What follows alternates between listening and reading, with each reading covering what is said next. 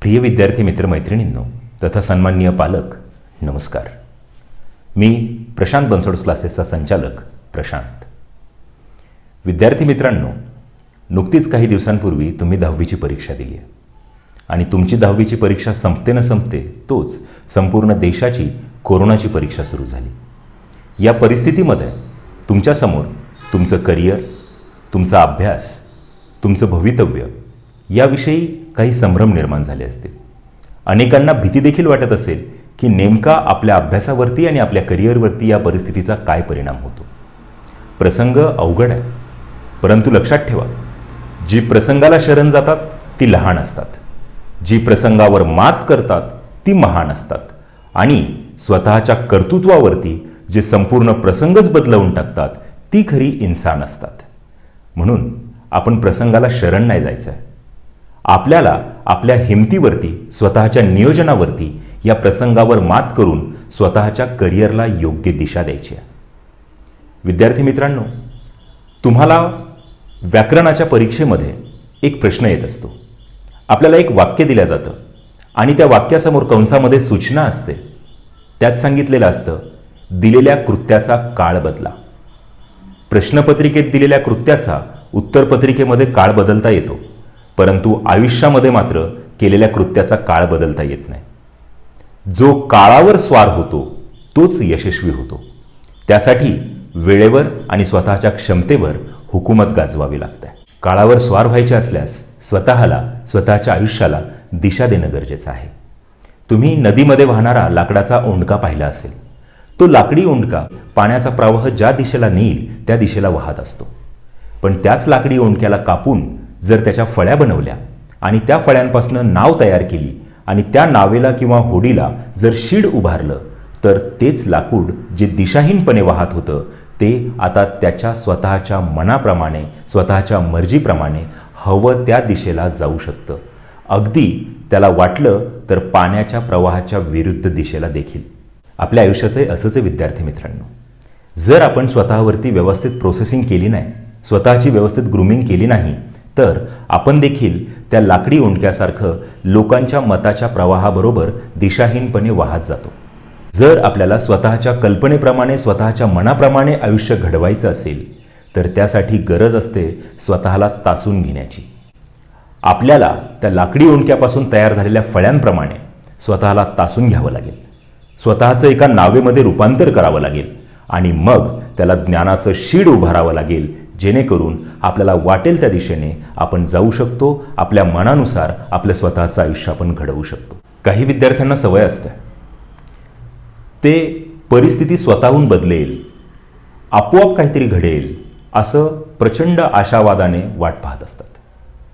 आशाभूताच्या वाट्यांना काही गोष्टी येतात, येतच नाही असं नाही.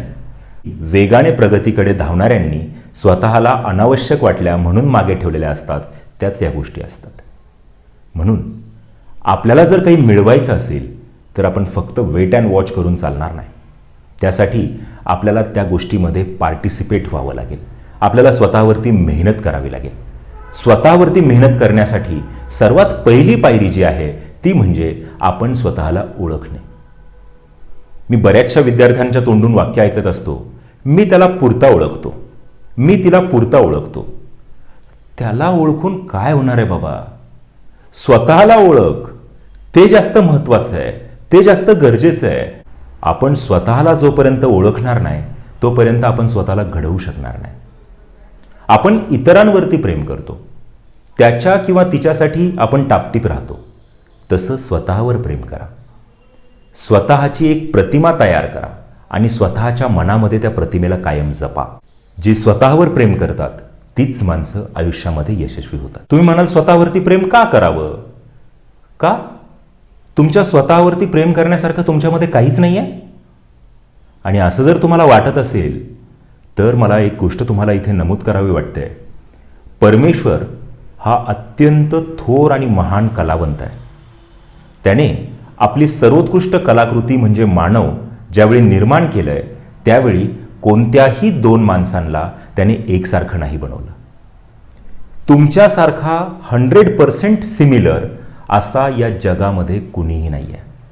म्हणजेच या अब्जावधी माणसांमध्ये तुम्ही एकमेवाद्वितीय आहात. स्वतःचं युनिकनेस जपा, ते ओळखा. कधी कुणाची नक्कल करू नका. ज्याला अक्कल नसते तो नक्कल करतो असं म्हटलं जातं. नक्कल करण्याऐवजी एखाद्याची एखादी गोष्ट आवडली तर त्याचं अनुकरण करा, कारण त्या अनुकरण करण्यामध्ये तुमचं स्वतःचं वैशिष्ट्य असेल. आपल्याला सतत वाटत असतं मी आयुष्यामध्ये जिंकलं पाहिजे, मी आयुष्यामध्ये काहीतरी केलं पाहिजे. मग ते करण्यासाठी तुम्हाला कोण अडवतंय? तुम्ही का ते करू शकत नाहीये? आपल्याला जी हरण्याची भीती वाटते, पराभवाची भीती वाटते, त्या भीतीचं काय नेमकं मूळ आहे? मी तुम्हाला सांगतो, तुमचा पराभव या जगामध्ये फक्त एकच व्यक्ती करू शकते आणि ती म्हणजे तुम्ही स्वतः. जोपर्यंत तुम्ही तुमच्या मनामध्ये पराभव स्वीकारत नाही तोपर्यंत जगामधली कुठलीही ताकद तुम्हाला पराभूत करू शकत नाही. आपण आपल्या पराभवाचं, आपल्या आयुष्यामध्ये घडणाऱ्या वाईट गोष्टींचं कारण इतरत्र शोधत असतो. परंतु लक्षात ठेवा, आपल्या आयुष्यामध्ये जे काही घडतं ते चांगलं असो की वाईट असो, त्याचे सर्वस्वी धनी आपण स्वतःच असतो. मी तुम्हाला एका माणसाची एक गोष्ट सांगतो. एक माणूस कंपनीमध्ये जातो. कंपनीमध्ये गेल्यानंतर दुपारच्या सुट्टीमध्ये स्वतःचा डबा उघडतो आणि डबा उघडल्यानंतर त्याच्यामध्ये त्याला दिसतात पोहे. तो वैतागून म्हणतो, पोहे मला आवडत नाहीत.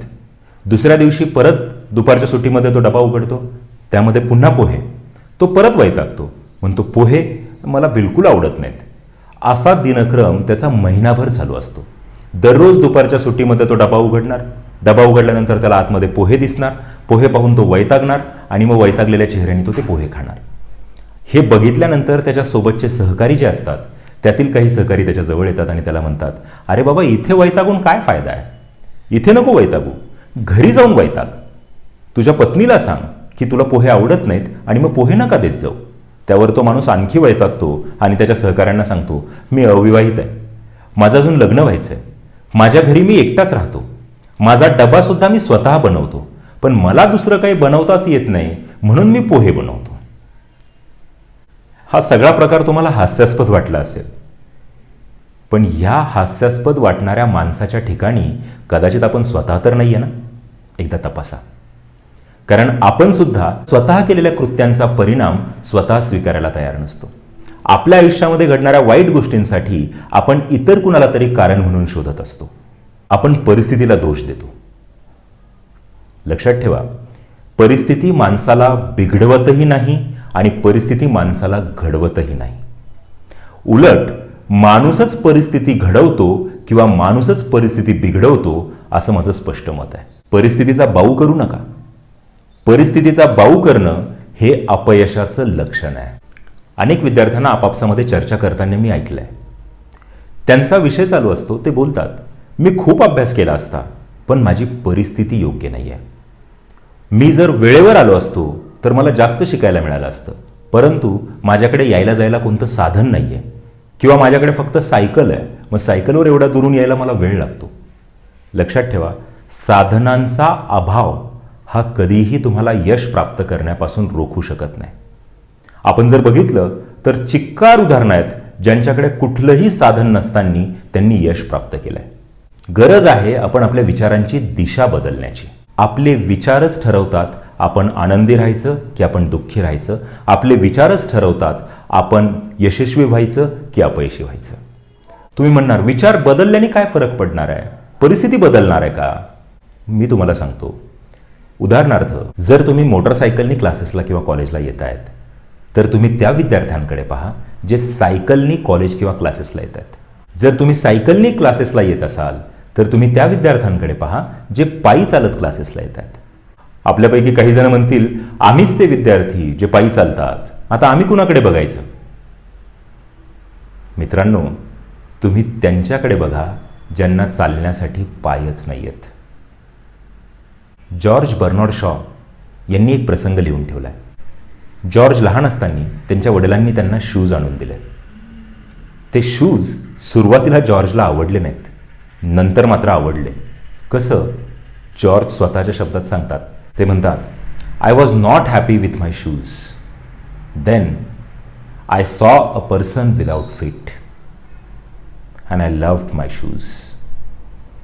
आयुष्य जगण्याचा हा मूलमंत्र आहे. भौतिक सुख असेल, इतर गोष्टी असतील, याच्या बाबतीत तुलना करताना नेहमी आपल्यापेक्षा कमी असणाऱ्यांसोबत तुलना करा. तुम्ही समाधानी राहाल, तुम्हाला आनंद होईल. मात्र स्वतःची उन्नती, स्वतःचा उत्कर्ष, स्वतःचा अभ्यास, स्वतःचे मार्क्स यांची तुलना करताना आपल्यापेक्षा जास्त मिळवणाऱ्याशी तुलना करा, जेणेकरून आपण कायम प्रगतीपथावरती राहू. आपण नेमकं उलटं करतो. आपल्याला मार्कांची तुलना करायची नसते, परंतु आपल्याला गाड्यांची तुलना मात्र करायची असते. आपल्याला कुठलं साधन उपलब्ध आहे, नाही आहे, हे महत्त्वाचं नाही. आपण कन्सिस्टंटली, चिकाटीने आहे त्या साधनांसहित आपला प्रवास चालू ठेवणे, आपल्या यशाकडे मार्गक्रमण करत राहणे हे सर्वात महत्त्वाचं आहे. ज्यांना रडायचंच आहे ना, ते रडतातच. मात्र ज्यांना परिस्थितीसोबत लढायचं आहे, ते लढतातच. एकदा एक माणूस प्रवासाला निघाला. जात असताना अंधार झाला, संध्याकाळ झाली आणि त्याला एक वाटेत जंगल लागलं. अंधारात जंगलातून जाणं हे धोकादायक होतं. म्हणून तो माणूस थांबला, परंतु त्याला पलीकडे जाणं सुद्धा गरजेचं होतं. वेळेत त्याला एका ठिकाणी पोहोचायचं होतं. तो विचार करू लागला, नेमकं काय करू. त्याने प्रार्थना चालू केली की मला कुणीतरी मदत करायला यावं. तो मदतीची वाट बघू लागला. योगायोगाने तिथून जाणारा एक माणूस होता. त्या माणसाने याला पाहिलं, याला विचारलं, का रे बाबा, का थांबलायस? या जाणाऱ्या व्यक्तीने सांगितलं, मला पलीकडे जाणं गरजेचं आहे, मला एका ठिकाणी पोहोचायचं आहे, परंतु आता वाटेत जंगल आहे आणि अंधार झाला आहे आणि त्यामुळे मी जाऊ शकत नाही आहे. त्या माणसाकडे एक कंदील होता. त्यांनी तो कंदील ह्या माणसाला दिला आणि याला सांगितलं की हा कंदील घे आणि जा. त्यावर हा माणूस म्हणाला, हा कंदील तर फक्त 2 पावलांचाच उजेड देतो आणि मला तर 3 मैल पुढं जायचं आहे, कसं जाऊ? त्यावरती त्या सद्गृहस्थांनी दिलेलं उत्तर फार मार्मिक आहे. त्या सद्गृहस्थांनी सांगितलं, तू चालायला लाग, तुझ्यासोबत प्रकाश चालेल. मग चालत असताना आपल्याला काही अडचणी येत नाहीत का? येतात. अडथळे नसतात का? असतात. पण त्यावर मात करत आपल्याला पुढे जायचं असतं.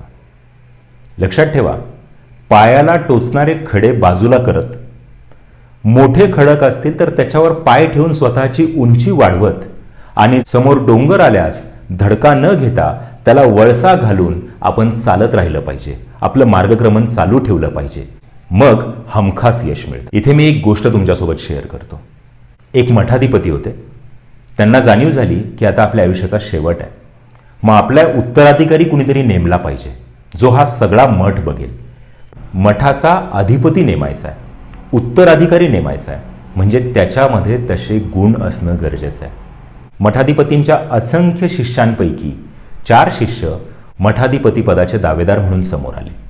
सर्वानुमते त्या 4घांपैकी एकाला मठाधिपती बनवावं असं ठरलं.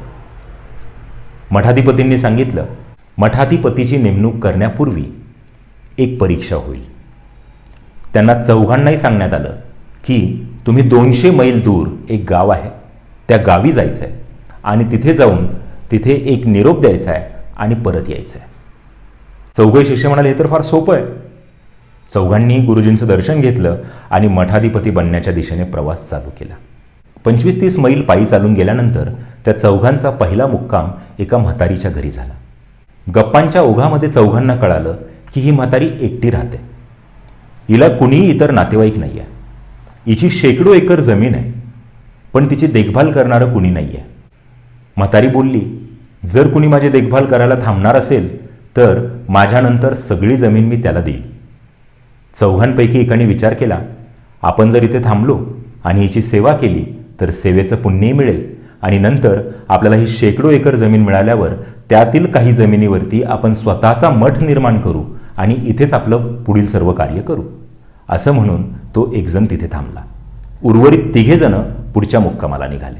आणखी 25-30 मैल चालल्यानंतर यांचा दुसरा मुक्काम एका श्रीमंत व्यापाऱ्याच्या घरी झाला. त्या व्यापाऱ्याने आणि त्याच्या मुलीने या 3घांची अत्यंत उत्तम सोय ठेवली.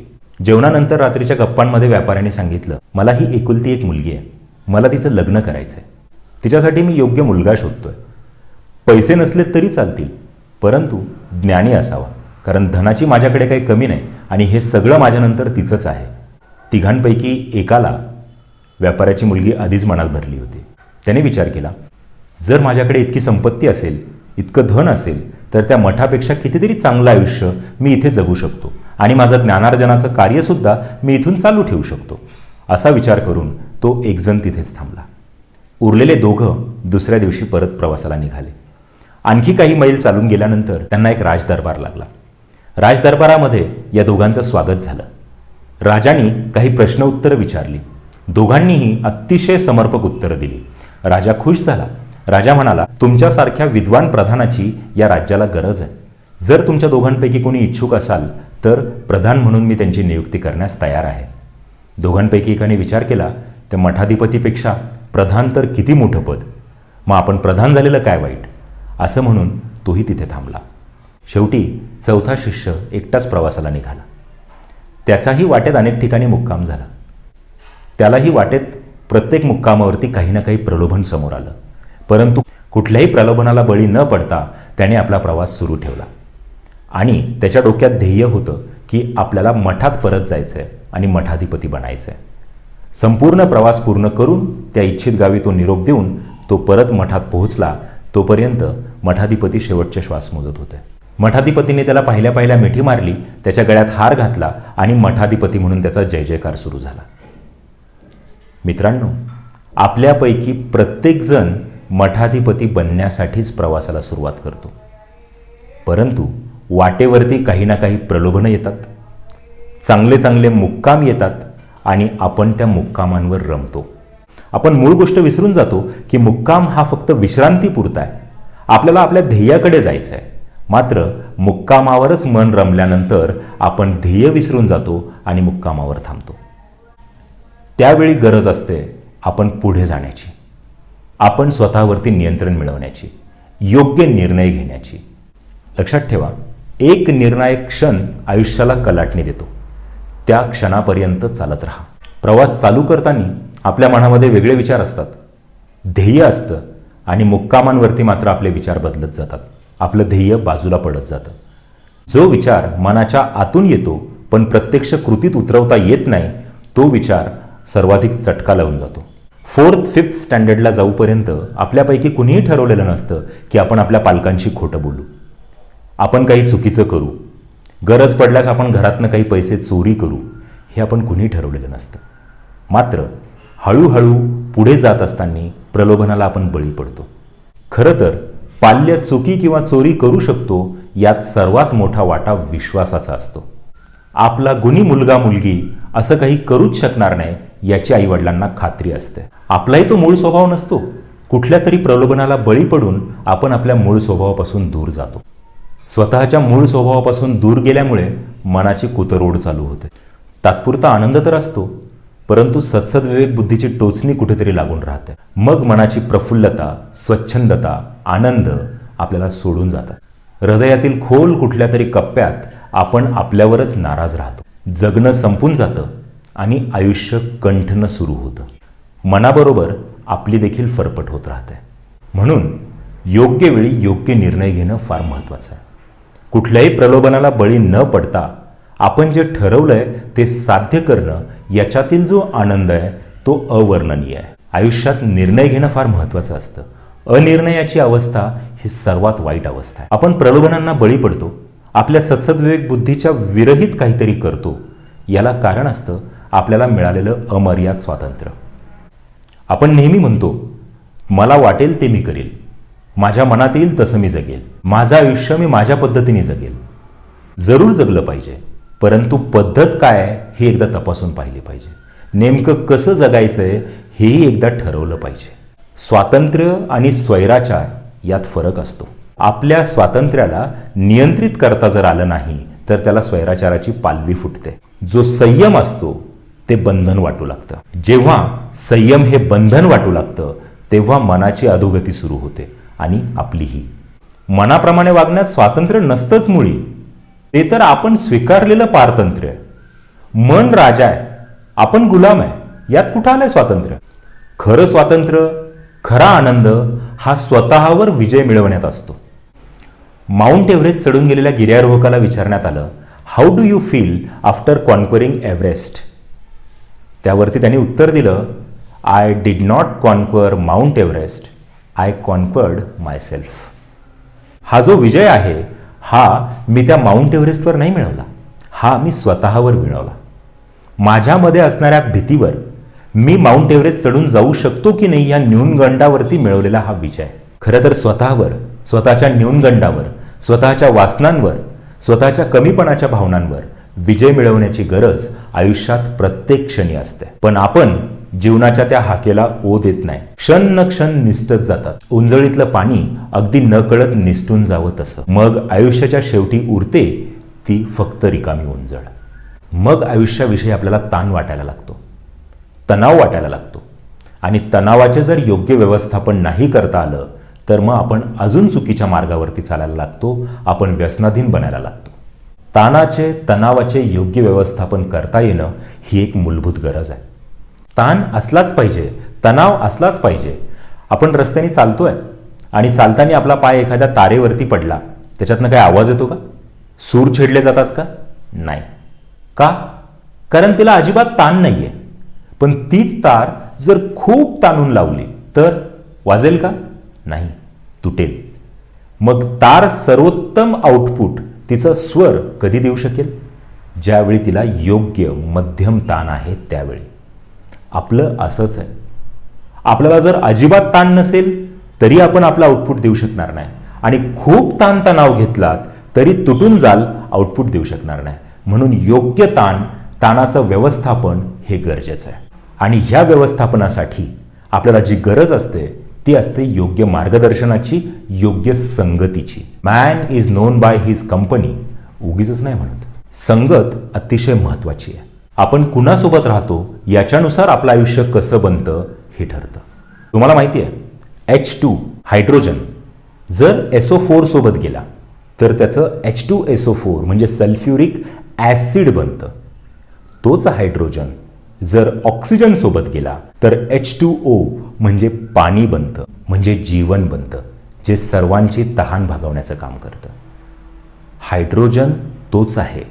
तो कुणाच्या संगतीत चाललाय याच्यानुसार त्याचं काय बनणार आहे हे ठरतं. पाण्याचा एक थेंब गरम तव्यावर पडला तर आपलं अस्तित्व गमावतो. कमळाच्या पानावर पडला तर मोत्याप्रमाणे चकाकू लागतो. आणि तोच पाण्याचा थेंब जर शिंपल्यामध्ये पडला तर त्याचा खराखुरा मोतीच होतो. पाण्याचा थेंब तोच आहे, फरक फक्त सहवासाचा आहे. संत कबीर फार सुंदर सांगतात, संगत करो श्वान की दो पाती का दुख, खीजा काटे पाव को रिझा चाटे मुख. श्वान, कुत्रा, त्याची जर आपण सोबत केली तर दोन्ही प्रकारचं दुःखच आहे. तो जर आपल्यावरती नाराज झाला तर आपल्याला चावा घेईल, आपल्यावरती खुश झाला तर तोंड चाटेल. दुर्जनांच्या संगतीत राहिलो की आपल्यामध्ये दुर्गुण यायला लागतात. दुर्गुणांपैकी एक मोठा दुर्गुण म्हणजे आळस असतो. आळसाला आजचा दिवस जर तुम्ही बक्षीस म्हणून दिला तर त्यांनी उद्याचा दिवस तुमच्यापासून चोरलाच म्हणून समजा. म्हणून चांगल्यांची संगत ठेवणे, चांगल्या विचारांची सोबत ठेवणे हे गरजेचं असतं. सध्या तुम्हाला सर्वोत्तम सोबती म्हणून जर कोण असतील तर ते तुमचे आई वडील आहेत. काही जणांना वाटतं आई वडील आणि आमच्यामध्ये एज गॅप फार मोठा आहे. आमचे विचार वेगळे आहेत, त्यांचे विचार वेगळे आहेत. आम्हाला काय म्हणायचं हे त्यांना समजणार नाही आणि त्यांना काय सांगायचं ते आम्हाला कळणार नाही. लक्षात ठेवा, जीवनाच्या समरंगणामध्ये अर्जुनाचं चैतन्य आणि श्रीकृष्णाचा विवेक यांचा संगम घडतो तेव्हा भगवद्गीता अवतरते. त्यामुळे आपल्या आईवडिलांवरती कायम श्रद्धा ठेवा. ते कधी तुमचं वाईट करणार नाही. श्रद्धेचं अत्यंत महत्त्व आहे. अंधश्रद्धा नसावी पण श्रद्धा जरूर असावी. एकदा एका गुरुने आपल्या शिष्यांना परडी दिली. परडी म्हणजे लाकडाच्या काड्यांची टोपली. ती दिली आणि सांगितलं, जा याच्यामध्ये माझ्यासाठी पाणी घेऊन या. शिष्य विचार करू लागले, ह्याच्यात पाणी कसं येणार? त्याला तर सगळी छिद्र आहेत आणि मग त्याच्यातून पाणी गळून जाणार. म्हणून बहुतांश शिष्य पाणी आणायलाच गेले नाहीत. एकाची मात्र गुरुवरती श्रद्धा होती. त्यांनी ठरवलं, गुरुजींनी सांगितलंय आपण प्रयत्न करत राहू. तो गेला. त्यांनी त्या परडीमध्ये पाणी भरण्याचा प्रयत्न केला. व्हायचं तेच झालं. त्या छिद्रांमधनं सगळं पाणी निघून गेलं. यांनी मात्र चिकाटी सोडली नाही. हा पाणी भरत राहिला. शेवटी एक वेळ अशी आली की त्या परडीच्या काड्यांनी पाणी पिऊन पिऊन त्या काड्या फुगल्या आणि काड्या फुगल्यानंतर त्या परडीमध्ये असणारी जी छिद्र होती ती छिद्र आपोआप बंद झाली आणि परडीमध्ये पाणी आलं. ते पाणी घेऊन तो शिष्य गुरुजींपर्यंत गेला. या गोष्टीचं तात्पर्य एवढंच आहे, जर चिकाटी असेल आणि जर खरी श्रद्धा असेल तर आपण अशक्य सुद्धा शक्य करू शकतो. एरोडायनामिक्स म्हणजे हवाई शास्त्राच्या नियमानुसार फुलपाखराला उडताच येऊ शकत नाही. फुलपाखराचं बॉडी स्ट्रक्चर उडण्याच्या लायक बनवलेलंच नाही. तरीही फुलपाखरू उडतं, कारण त्याला ते एरोडायनामिक्सचे नियमच माहीत नाही आहेत. आपल्या मनामध्ये जर अशक्यतेचा विचार आला तर मग आपल्याला गोष्टी अशक्य वाटायला लागतात. म्हणून अशक्यता आपल्या विचारांमध्ये येण्यापूर्वीच गोष्ट शक्य करून टाका. आपले विचारच सर्व गोष्टींना कारणीभूत असतात. तुम्ही विचार पेरता, कृती उगवते. तुम्ही कृती पेरता, सवय उगवते. तुम्ही सवय पेरता, चारित्र्य उगवते. तुम्ही चारित्र्य पेरता, नियती उगवते. या सर्वांची सुरुवात फक्त आपल्या विचारांनी होते. विचार थकले की विकार जडतात. म्हणून आपल्या विचारांवरती बारीक लक्ष ठेवा. विजयी व्हावं, यशस्वी व्हावं असं आपल्यापैकी प्रत्येकाला वाटतं, पण त्यासाठी आवश्यक ते कष्ट करण्याची तयारी फारच थोड्या लोकांची असते. आजवर कुणालाही न मिळालेलं यश मिळवण्यासाठी आजवर कुणीही न केलेले प्रयत्न करावे लागतील. यश असं सहज मिळत नाही. यश मिळवण्यासाठी आपल्याला स्वतःला तसं घडवावं लागतं. स्वतःवरती काही संस्कार करावे लागतात. कुठलीही गोष्ट करत असताना स्वतःला त्याच्यामध्ये झोकून द्या. जोपर्यंत आपण आपलं सर्वस्व त्या गोष्टीमध्ये ओतत नाही तोपर्यंत त्यातलं सर्वोच्च यश आपल्याला मिळत नाही. आणि एखाद्या गोष्टीशी आपण जर एकरूप झालो, त्यात जर आपण आपलं सर्वस्व ओतलं, तर त्यानंतर मिळणाऱ्या यशाची चव ही निराळीच असते. एका राजाला स्वतःची राजमुद्रा बनवायची होती. त्यासाठी त्याला वाघाच्या चित्राची आवश्यकता होती. त्याने राज्यातील कलाकारांना सांगितलं की मला वाघाचं चित्र काढून द्या. राजाकडे अनेक चित्र जमा झाली. त्या चित्रांपैकी चांगलं चित्र कोणतं हे तपासण्याची राजाची पद्धत अनोखी होती. तो ते चित्र वाघासमोर धरायचा आणि खरा वाघ त्याच्यावर गुरगुरतोय का याची चाचणी घ्यायचा. वाघ काय गुरगुरे ना, राजाच्या कोणतंही चित्र पसंतीला येईना. शेवटी राजकलागुरूंना जबाबदारी देण्यात आली. गुरुजींनी सांगितलं, मी चित्र काढतो, पण मला थोडासा वेळ तयारीसाठी लागेल. राजा म्हणाला, घ्या, हवा तेवढा वेळ घ्या, पण मला चित्र मात्र असं पाहिजे की वाघाने पाहिल्यानंतर वाघ त्याच्यावर गुरगुरला पाहिजे.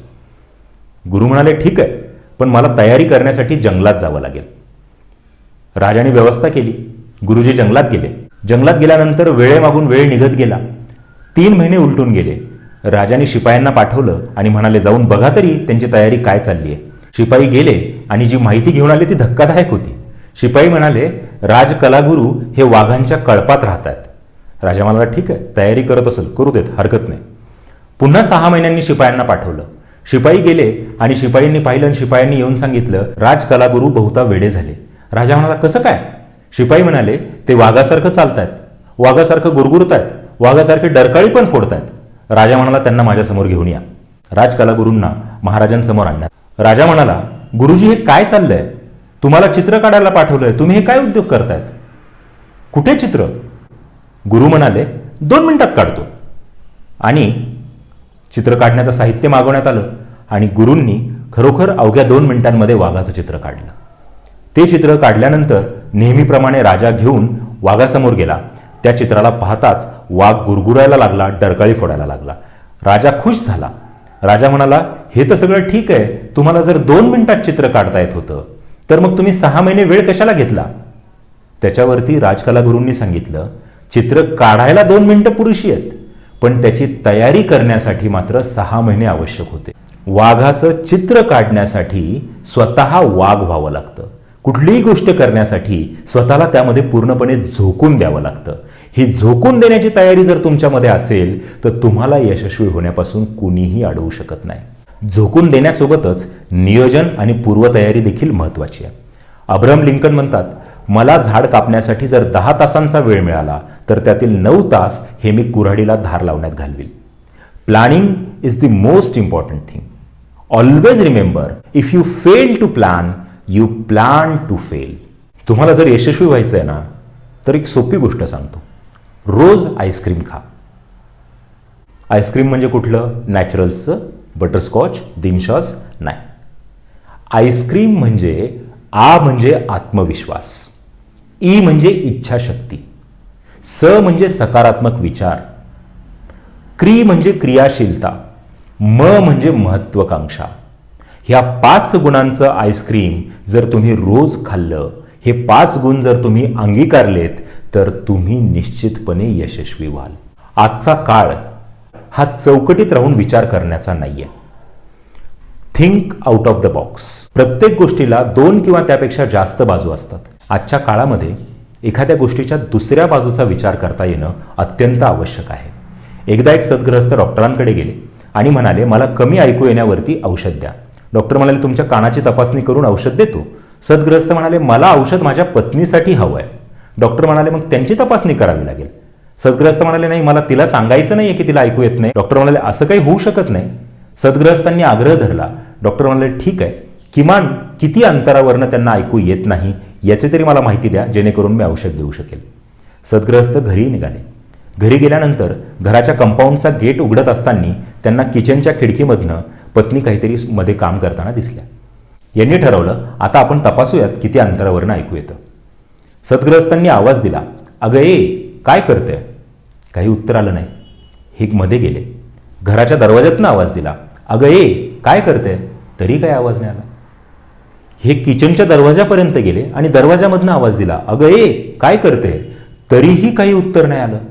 आता मात्र यांना वाटलं प्रकरण जास्तच गंभीर आहे.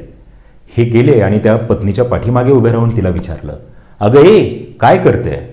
त्याच्यावरती पत्नीने उत्तर दिलं, चौथ्यांदा सांगते, भाजी करते. दुसरी बाजू विचारात घेता आली पाहिजे. जर आपण दुसरी बाजू विचारात नाही घेतली तर कधी कधी आपलंच हसू होण्याची शक्यता असते. एकदा एक माणूस वेड्यांच्या इस्पितळामध्ये गेला. तिथे एक वेडा झाडावरती मासे पकडण्याचा गळ टाकून बसलेला होता. ह्या माणसाने त्याला पाहिलं आणि गंमत करायची म्हणून त्याला विचारलं, का रे, किती मिळालेत आत्तापर्यंत?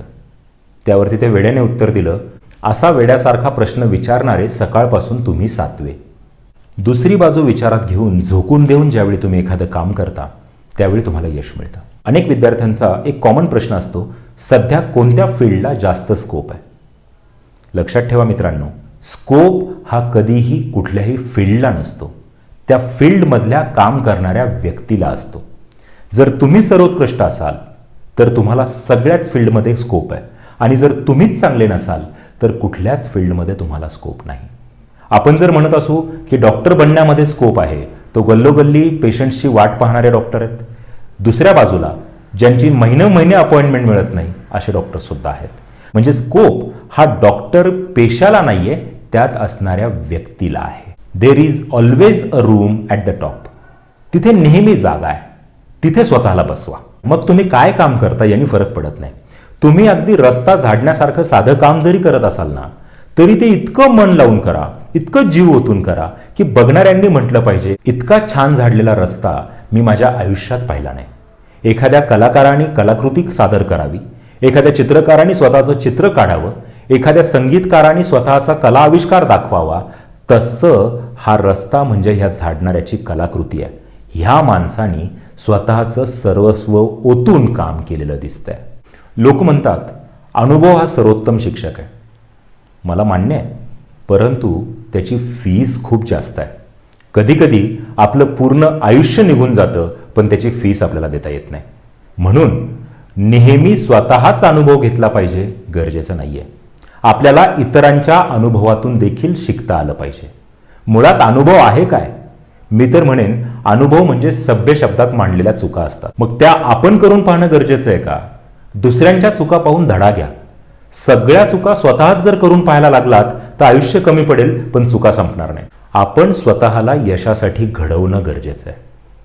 आपण जोपर्यंत स्वतःला यशासाठी घडवणार नाही तोपर्यंत आपल्याला यश मिळणार नाही. लोक म्हणतात टाइम इज मनी, पण मी म्हणेन time is more valuable than money. आपण मात्र वेळेला किंमत देत नाही, पैशाला देतो. मला सांगा, जर तुम्हाला अशी स्कीम मिळाली की तुमच्या अकाउंटमध्ये दररोज 24,000 रुपये जमा होत आहेत, अट फक्त एवढीच आहे की ते 24,000 रुपये तुम्हाला त्याच दिवसामध्ये संपवायचे आहेत. दुसऱ्या दिवशीचा सूर्योदय झाला की तुमचे पैसे शिल्लक जरी असतील तरी ते 0 होतील. मग तुम्ही काय कराल? किती पैसे खर्च कराल? उत्तर स्वाभाविक आहे, पूर्ण 24,000 खर्च करू. कारण उरले जरी तरी ते दुसऱ्या दिवशी कामात येत नाहीयेत. दररोज 24,000 रुपये आपल्याला अकाउंटमध्ये मिळणार हे काल्पनिक आहे माहीत असून सुद्धा जशा आपल्याला गुदगुल्या होत आहेत. मित्रांनो, आपल्या आयुष्याच्या अकाउंटमध्ये रोज 24 तास जमा होतात, जे या 24,000 रुपयांपेक्षा कितीतरी मौल्यवान आहेत. त्या 24 तासांची हीच अट आहे की तुम्ही वापरा किंवा नका वापरू, दुसऱ्या दिवशीचा सूर्य उगवला की पहिले उरलेले तास लॅप्स होतील. असं होत नाही की तुमच्याकडे वेळ, आज तुम्ही 2 तास काहीच केलं नाही म्हणून उद्या तुमचा दिवस 26 तासांचा झाला. नाही, तो 24 तासांचाच राहणार आहे. म्हणून प्रत्येक क्षणाचा योग्य उपयोग करण्याचा प्रयत्न करा. एक तरुण होता, त्याचं स्वप्न होतं आपण प्रचंड पैसा कमवायचा. त्यांनी त्या दृष्टीने काही प्रयत्नही केले, पण त्याचे प्रयत्न अपुरे पडले आणि त्याला यश मिळालं नाही. मग त्यांनी एक चुकीचा मार्ग निवडला. त्यांनी ठरवलं आपण आत्महत्या करायची. म्हणून तो तरुण आत्महत्या करायला निघाला. म्हणून तो तरुण एका उंच डोंगरावरती गेला, ज्याच्या पायथ्याशी समुद्र होता. त्यांनी ठरवलं आता आपण तिथे जायचं आणि वरून उडी टाकून आपलं आयुष्य संपवायचं, कारण असंही आपल्याला आयुष्यामध्ये काही मिळालेलं नाही. असा विचार करत तो चाललेला होता. जाता जाता दिवस मावळायला लागला, अंधार व्हायला लागला. अंधारामध्ये थोडंसं पुढचं दिसेनासं झालं. हा तरुण मात्र डोंगराच्या दिशेने चाललेला आहे. थोडंसं पुढे गेल्यानंतर त्याच्या पायाला ठेच लागली. त्यांनी खाली वाकून पाहिलं तर त्याला एक पिशवी दिसली. त्याला वाटलं चला आयुष्याच्या शेवटी तरी आपल्याला कदाचित काहीतरी याच्यामध्ये मिळतं की काय, असं म्हणून त्याने ती पिशवी उघडून पाहिली तर त्याच्यामध्ये दगडं होती. तो म्हणाला माझ्या आयुष्यात कायम दगडच आहेत, मला तर काही मिळणारच नाही आहे. असा विचार करून तो पुढे निघाला. पण सहज गंमत म्हणून त्याने ती पिशवी स्वतःच्या हातात घेतली आणि तो डोंगरावरती निघाला. डोंगरावर बसल्यानंतर त्यांनी ठरवलं आपण आत्महत्येपूर्वी थोडासा एकदा आपल्या आयुष्याचा फ्लॅशबॅक पाहूयात आणि मग आयुष्यातील पहिल्या प्रयत्नापासून सगळ्या गोष्टी एक एक करून त्याच्या नजरेसमोरून फिरायला लागल्या. मनुष्याला एक सवय असते, आपण पाण्याच्या किनारी जर काही विचार करत असू तर आपण दगड घेऊन पाण्यामध्ये फेकत विचार करतो. याला तर आयती दगडाची पिशवी मिळालेली होती. यांनी एक एक दगड उचलून उंच डोंगरावरून खाली समुद्रामध्ये फेकायला चालू केला. एक एक प्रसंग याच्या नजरेसमोरून फिरतोय. त्याच्याबरोबर एक एक विचार स्वतःच्या डोक्यामध्ये अनफोल्ड होतोय आणि हा एक एक दगड उचलून खाली फेकतोय. हळूहळू आयुष्यातील प्रसंग संपले, डोक्यातील विचार संपत आले आणि पिशवीमधील दगड देखील संपत आले. एक शेवटचा दगड त्याच्या हातात, शेवटचा विचार त्याच्या डोक्यात. त्याने ठरवलं आता बस एवढा दगड फेकायचा आणि त्याच्यानंतर आपणही उडी मारायची आणि हे आयुष्य थांबवायचं. तो दगड फेकण्यासाठी त्यांनी हात असा पुढे आणला आणि तेवढ्यात त्याच्या डोळ्यावर काहीतरी चमकलं. त्याची नजर समोर गेली तर समोरून सूर्य हळूहळू उगवू लागला होता. पूर्ण रात्रभर हा मुलगा विचार करत होता स्वतःच्या आयुष्याविषयी. तो म्हणाला उगवता सूर्य इतका चमकतो, पण नाही, चमकणारा सूर्य नाहीये, मग काय. मग त्याचं लक्ष गेलं स्वतःच्या हातातील दगडाकडे. तो दगड चमकत होता. त्यांनी तो दगड जवळ घेऊन पाहिला तर तो दगड नव्हता, हिरा होता. स्वतःला काही पैसे मिळाले नाहीत म्हणून आत्महत्या करायला निघालेला तो तरुण, त्याला ठेच लागलेली ती थैली पूर्ण हिऱ्यांनी भरलेली होती आणि दगड म्हणून हा एक एक हिरा त्या समुद्रामध्ये फेकत होता. शेवटचा हिरा त्याच्या हाती लागला. त्यांनी तो पाहिला, तो खुश झाला. ह्या हिऱ्याच्या मोबदल्यात मिळणाऱ्या पैशांवरून आपण आपलं आयुष्य सुरळीतपणे चालू करू शकतो. या खुशीत तो आत्महत्येचा विचार बाजूला करून घराकडे निघाला. ह्या तरुणाची ही गोष्ट ऐकल्यानंतर तुमच्या मनामध्ये एक विचार नक्की आला असेल, काय मूर्ख तरुण आहे, तो ते हिरे दगड समजून फेकत होता. माझं म्हणणं आहे त्याला शेवटचा हिरा हातात असताना सूर्य उगवला. थोडासा आपण याच्यामध्ये आपल्या कल्पनाशक्तीने विचार करू. जर तो शेवटचा हिरा सुद्धा त्याच्या हातातून निघला असता तर त्याने आत्महत्या केली असती. बरं, जर तो शेवटचा हिरा त्याच्या हातातून निघत असताना त्याला कळालं असतं की सूर्यप्रकाश पडतोय आणि हा हिरा होता, तर आपली अवस्था तशीच तर होत नाहीये ना. आपण आपल्या आयुष्यामध्ये आपल्याला मिळणारे हिऱ्यासारखे क्षण दगड म्हणून फेकून तर देत नाहीयेत ना. कदाचित तो तरुण भाग्यवान होता की त्याला शेवटचा हिरा हातात असताना कळालं. आपल्याला जर हिऱ्याची पूर्ण थैली संपल्यानंतर कळालं तर आपल्या मनाला काय यातना होतील. म्हणून आहे त्या वेळेचा सदुपयोग करा. आहे ती वेळ चांगल्या प्रकारे वापरा. स्वतःला चांगल्या प्रकारे घडवा. ही वेळ ही एक संधी आहे स्वतःवरती पूर्ण विचार करून स्वतःमध्ये सकारात्मक बदल करू शकण्याची. या संधीचा फायदा घ्या. यशस्वी व्हा. धन्यवाद.